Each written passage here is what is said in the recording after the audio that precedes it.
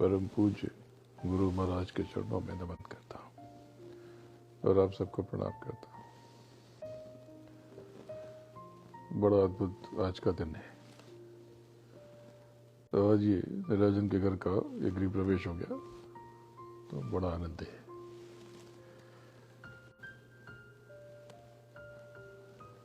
जिसके भीतर भाव रहा उसको सब मिला, ये लोग भी और वो लोग।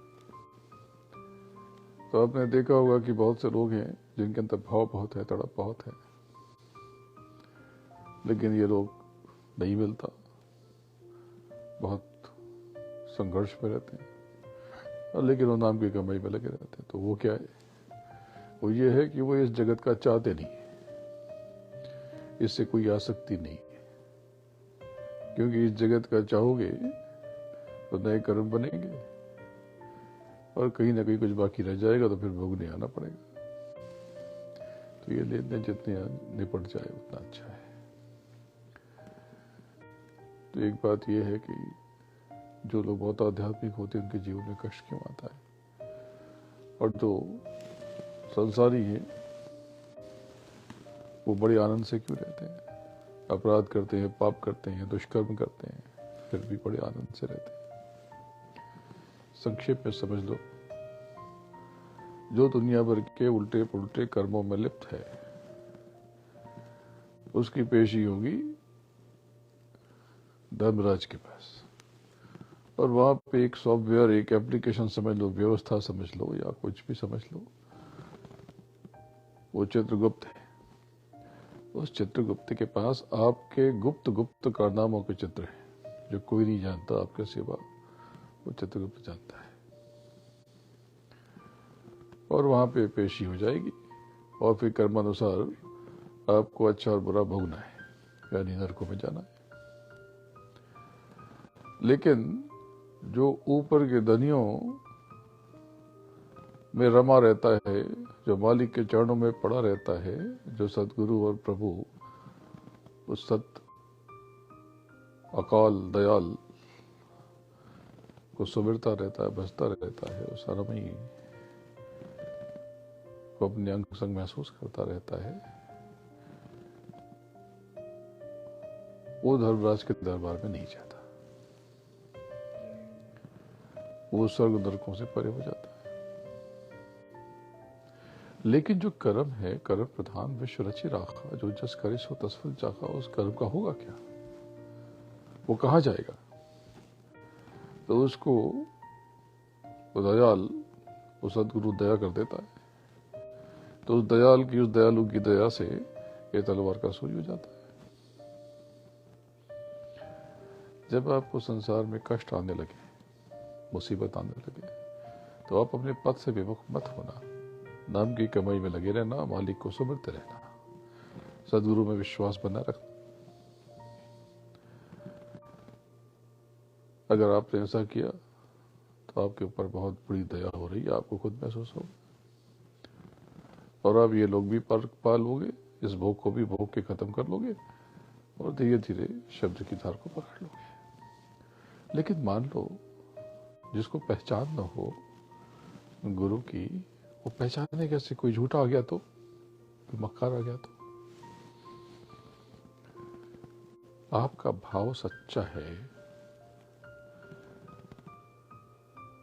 आपकी भावना सच्ची है, आपका प्रेम सच्चा है, आप सच्चे हो, तो आपको ये चिंता करने की जरूरत नहीं है। अगर कोई झूठा आ गया तो अपने कर्मों को वो जाने। आपने तो पत्थर को भी पूजा और उस मालिक को पा लिया, आपको ये चिंता करने की जरूरत नहीं है कौन क्या है। आप तो बस उस सदगुरु को अपने अंदर और बाहर में महसूस करते रहो। और पहचान कैसे हो? जो अंतर में उतर के देख लो, और ना दो तरफ के देख पाओ तो जो बाहर आपकी बारी समस्याओं का भी समाधान दे दे, रास्ता बता दे, वो अंदर में भी ढोल पकड़ा दे, तो पहचान तो हो गई। विचलित मत होना, विश्वास से बड़ा कुछ नहीं है। सारी शक्ति विश्वास की है, विश्वास ही नहीं रहा तो कुछ नहीं रहेगा। तो माँ बाप का बच्चों पे विश्वास, बच्चों का माँ बाप पे विश्वास, पति का पत्नी पे यकीन, पत्नी का पति पे विश्वास, एक दूसरे का विश्वास, इसको मत टूटने देना। बहुत जांचने परखने की कोशिश मत करना। अरे वो तो कह रहा था कि 12 बजे आया, और कैमरा देखते हैं कितने बजे आया। क्या जरूरत है? अगर आपको उसकी बातों पे संदेह आ गया तो विश्वास खत्म, तो फिर देख के भी क्या करोगे? संदेह तो आ गया और विश्वास तो टूट गया, खंडित हो गया। किसी चक्कर में मत पड़ो। कोई कहे कि गाड़ी 12 बजे आती है, आपको पता है 1 बजे आती है, आप 12 बजे मान के बैठो ना, कहां बहस करते हो? अरे नहीं, मुझे तो पता है 12 बजे आती है, मैं तो आया हूं कितनी बार। ऐसी बात करते हो आप लोग? क्या उसमें दिमाग लगाना? हो सकता है 1 बजे ही आती हो, वो अनजाने में, भोलेपन में, नादानी में कह गया होगा, भूल बस कह गया होगा, उसको अंदाज नहीं लगा होगा, उसके जहन में, उसके भीतर 12 ही बजा होगा। छोटी छोटी बातों का बतंगड़ बना लेते हो और फिर गिर जाते हो, फंस जाते हो। मालिक को पाना है तो पूरा यकीन, विश्वास, सहजता, सरलता, किसी को भी गलत मत समझो। आपके पास आसपास कोई गलती कर रहा हो तो अगर शुभ चिंतक की तरह से एक इशारे में बता दो, सुनने को तैयार नहीं है तो छोड़ दो। जब वो आपकी नहीं सुन रहा तो वक्त उसको ठीक कर देगा, क्योंकि यहाँ पे राज वक्त का है, समय का है, काल का है, काल पुरुष का है। ये पूरी की पूरी कायनात काल और महाकाल के बीच में है। तो सहज हो जाओ, संसार की चीजों के पीछे भागोगे, संसारी हो जाओगे। जैसे जैसे संसार टूटता है, बिखरता है, खत्म होता है, वैसे वैसे आप बिखरोगे, टूटोगे। जैसे यहां पर पेंट हुआ, देखो थोड़ा पीला पड़ रहा है, अच्छा है, लेकिन जब ये पेंट हुआ था 10-20 साल पहले, 25 साल पहले, जब भी, तो बड़ा चमचमाता था। अभी हल्का हो गया, दोबारा फिर हो जाएगा, फिर चमचमा जाएगा। यानी जो आज है वो कल नहीं रहेगा। ये वक्त हमेशा यकसा नहीं रहता, एक जैसा नहीं रहता, क्योंकि काल है। ये काल यानी समय है, परिवर्तनशील है, सब कुछ चलायमान है। चंद्रमा घूम रहा धरती के चारों तरफ, धरती, मंगल, बुध, बृहस्पति, शुक्र, शनि ग्रह, सारे के सारे ये सब घूम रहे सूर्य की तरफ। सूर्य के चारों तरफ घूम रहे, तो कैसे घूम रहे? इसका मतलब कि सूर्य भी घूम रहा है, तभी तो गति आई ना, नहीं तो गति नहीं हो सकती। और सूर्य भी किसी के चारों तरफ घूम रहा, वो जिसके चारों तरफ घूम रहा वो भी अपने मालिक के चारों तरफ घूम रहा। सब कुछ मिलकर के ब्रह्मा विष्णु महेश की तरफ घूम रहे, और ब्रह्मा विष्णु महादेव जगदम्बा के चारों तरफ घूम रहे। जगदम्बा समय पुरुष यानी काल पुरुष यानी वक्त के चारों तरफ घूम रही, और काल पुरुष और सारे के सारे 16 धनी उस राधा स्वामी दयाल के चारों तरफ घूम रहे हैं। और सत, अलग और अगम अनामी के चारों तरफ घूम रहे हैं। तो अनामी किसके चारों तरफ घूम रहा? पहिया घूमता है लेकिन धुरी नहीं घूमती।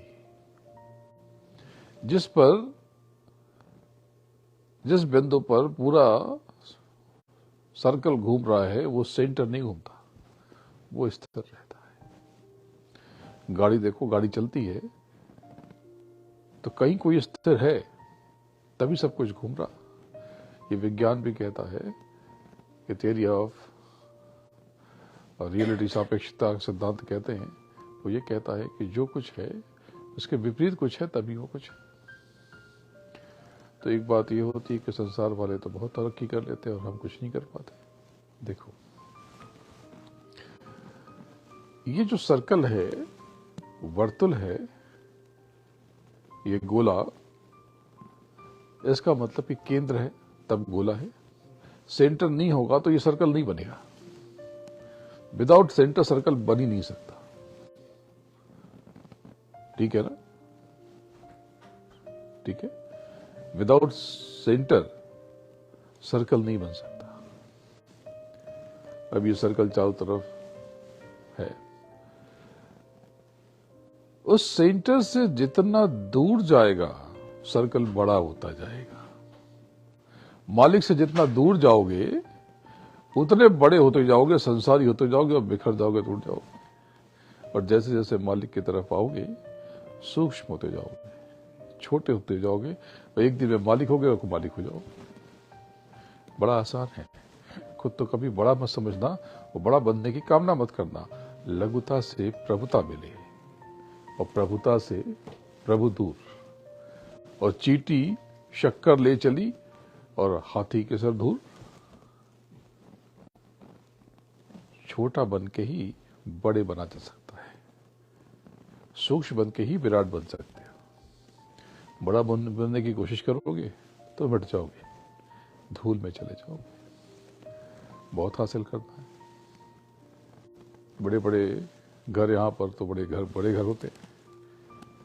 बड़े बड़े जमीन के टुकड़े बहुत बड़े बड़े होते हैं। हम लोग भारत में प्लॉट कहते हैं, यहां पर लॉट कहते हैं। तो यहां तो 2-5 एकड़ के भी लॉट होते हैं, उसमें घर बनते हैं। 20-20 एकड़ के भी मैंने देखे कुछ लोगों के। कितना भी बड़ा बना लो, एक दिन तो छोड़ के जाओगे ना। मान लो महल बन गया और राज ही पूरा हुआ और जिसने बनाया वो सोया और चेतना निकल गई, फिर क्या करेगा वो? ये महल जाएगा उसके पास? कुछ नहीं जाएगा। एक ढेला नहीं जाएगा, एक रेत का कण भी नहीं जाएगा। और इसको बनाने के चक्कर में अनमोल मानव तन की श्वासों की पूंजी खत्म हो गई, अमूलक व्यर्थ हो गया। अरे आपको ये चाहिए था तो उसके पीछे भागने की जरूरत नहीं। सेवा करते हैं निस्वार्थ। आप सबको भौतिकता चाहिए, कामना मत करना। कामना करोगे तो फंस जाओगे, इच्छा करोगे तो फंस जाओगे। अगर आपने इच्छा कर ली कि मुझे ये त्रिभुवन का राज मिल जाए या धरती का राज मिल जाए, अब धोखा हो गया आपके साथ, क्योंकि अब ये मिल के रहेगा। इसको हासिल करने के लिए आपकी कर्मों की दिशा बदल जाएगी। भले ही अरबों खरबों जन्म लग जाए, अब ये मिलेगा। इसके बिना अब आपकी गति नहीं। अब फंस गए, अब फंस गए।